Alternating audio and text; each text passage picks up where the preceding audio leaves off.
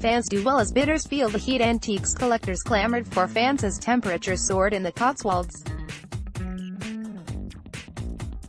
While most bidders were content to wave their catalogues or bidding cards under their chins, there was plenty of interest in a box of hand fans. The lot included a feather fan and a carved ivory with Chinese decoration depicting hand-painted cartouche to the center depicting a courting couple. Auctioneers at Moore Allen. But as the mercury edged towards 30 degrees on Friday, June 29, the hammer fell at £500, the third highest lot price of the day. Elsewhere, a collection of vintage enamel signs taken from the now-closed Plough Inn at Wanborough performed well.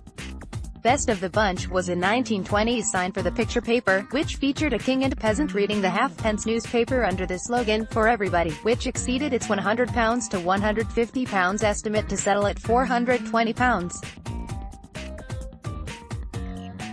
A circa 1920 BP Motor Spirit sign, measuring a whopping 1.8 meters wide and featuring the BP logo set inside the Union flag, sold for £130, and a 1.6 meters wide 1920s enamel sign for Hall's Distemper, the oil-bound water paint by Sissons Brothers.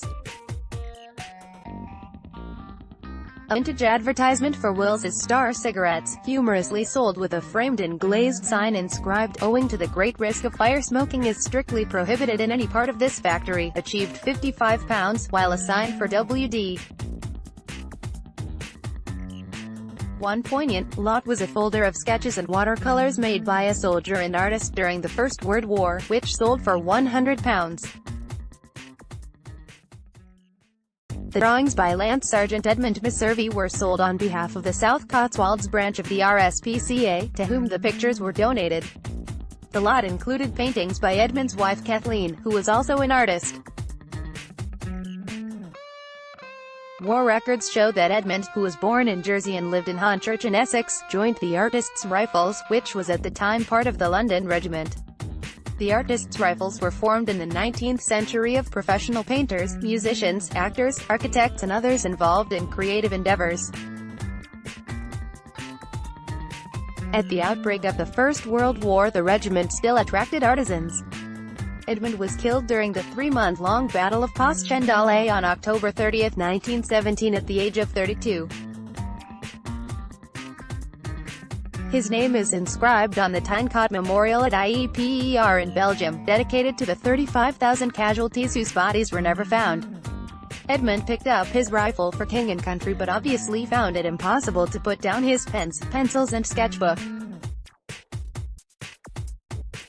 Sketches, presumably made in France, included scenes and portraits of Breton fishermen and tradesmen, including a chef.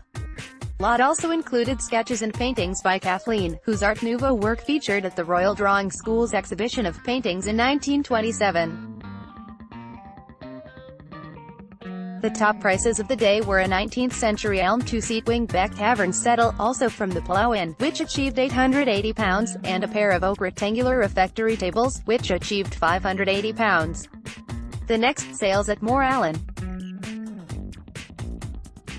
For more information visit mooreallen.co.uk.